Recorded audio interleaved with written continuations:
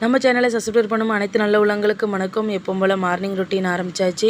இன்றைக்கி காலையிலே ஃப்ரெஷ்ஷப் ஆகிட்டு முருகனை கும்பிட்டுட்டு சமையல் வேலையை ஆரம்பித்தாச்சு. இன்றைக்கி என்ன சமையல் பார்த்திங்கன்னா, எப்பவும் போல் சாம்பார் தான். இன்றைக்கி செவ்வாய்க்கிழமைல அதனால் எப்பவும் போல் சாம்பார் வச்சாச்சு. என்ன சாம்பார்னு பார்த்திங்கன்னா, முள்ளங்கி கத்திரிக்காய் முருங்கைக்காய் போட்டு சாம்பாரும், அதுக்கப்புறம் பீன்ஸ் கேரட்டு கோஸ் போட்டு பொரியலும் பண்ணியாச்சு. அப்புறம் இன்றைக்கி ஒரு விஷயம் உங்கள்கிட்ட ஷேர் பண்ணணும். அது என்ன விஷயம்னு பார்த்திங்கன்னா, நிறைய டிப்ரெஷனில் இருக்கேன். ஏன் இருக்கேன், எதுக்கு இருக்கேன்னு சத்தியமாக எனக்கு தெரிய மாட்டேங்குது. என்னோடய ஹேர் ஆயில் ப்ராடக்ட்டை அடுத்த நெக்ஸ்ட் லெவலுக்கு கொண்டு போகணும்னு நினைக்கிறேன். ஆனால் அதுக்கு 1000 தடைகள் வருது. அது ஏன் வருது, எதுக்கு வருதுன்னு சத்தியமாக எனக்கு தெரிய மாட்டேங்குது.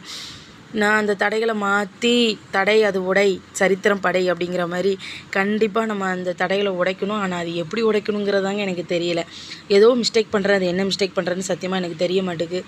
இருந்தாலும் நான் நெக்ஸ்ட் லெவலுக்கு போகிறதுக்கு எனக்கு குறைஞ்ச சப்ஸ்கிரைபராக இருந்தாலும் அவ்வளோ வெறும் ஆதரவு கொடுப்பீங்க அப்படிங்கிற மாதிரி நம்புகிறேன். என்னை வாழ்த்துவீங்கன்னு நம்புகிறேன்.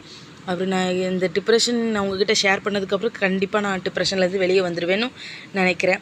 அப்புறம் இது என்ன பால் கஞ்சின்னு பார்க்காதீங்க. இது வந்து வெள்ளைப்புடு கஞ்சி. என் பெரிய பையனுக்கு காய்ச்சல், அவனுக்கு தனியாக அந்த சமையல் பண்ணியாச்சு. கண்டிப்பாக உங்கள் ஆசீர்வாதம் வேணும். நான் நெக்ஸ்ட் லெவலுக்கு போகணும். வீடியோ பிடிச்சிருந்தா லைக் பண்ணுங்கள், ஷேர் பண்ணுங்கள், சப்ஸ்கிரைப் பண்ணுங்கள்.